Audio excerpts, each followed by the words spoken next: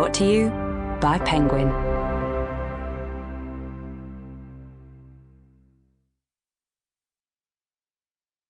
Say You'll Be My Jaan by Naina Kumar.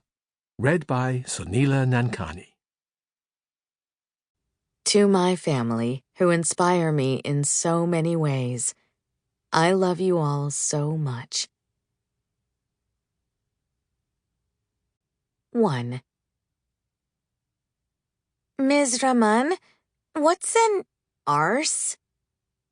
Meghna Raman's eyes snapped to her 6th grade student, Paige, who sat crisscross applesauce on the floor with the others as they went through their scripts, highlighting their respective lines.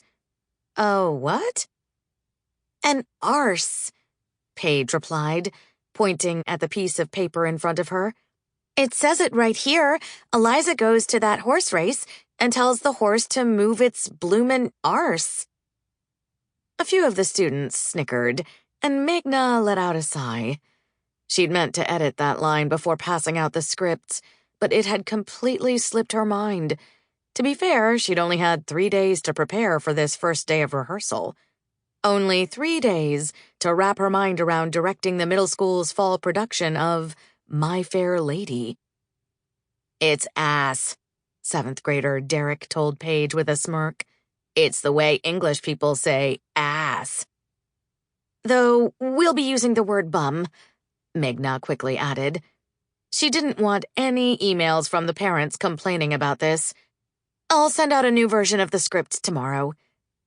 So now it'll be move your bloomin' bum, a student whispered loudly, sending the room into another round of giggles.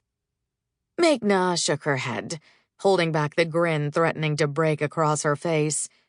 Teaching wasn't exactly her dream job, but she loved these kids, even when they drove her up the wall.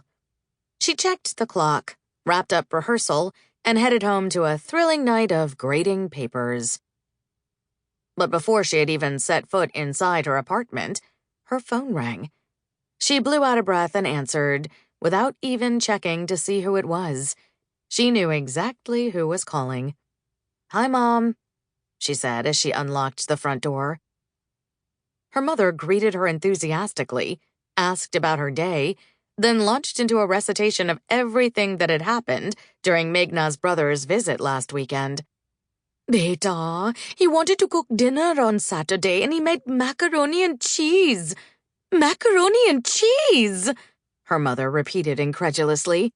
It tasted like nothing, like air. I tried to mix in a little mango achar to give it some flavor, but Meghna shuddered at the thought of what that would taste like.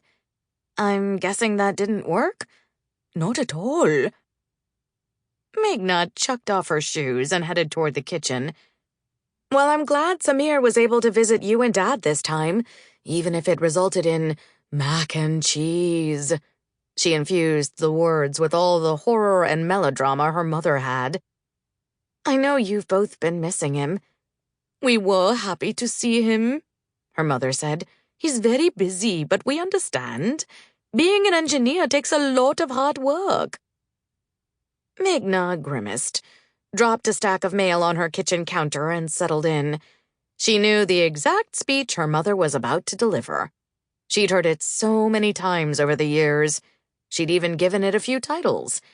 The Difficult but Satisfying Life of an Engineer, or Why Engineering is the Only Meaningful Profession, or Meghna, It's Not Too Late to Quit Your Job and Become an Engineer. Though her mother would never put it that bluntly, Meghna knew that was what she really meant.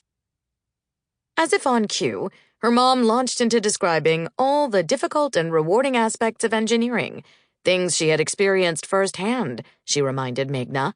After all, she had placed first in engineering college back in India, beating out Meghna's father, who had placed only 6th. But somehow, her mother said, she had fallen in love with him anyway. Their families had considered their relationship scandalous at first, especially since her mother's family was North Indian and her father's South Indian, but they eventually came around. Sample complete. Ready to continue?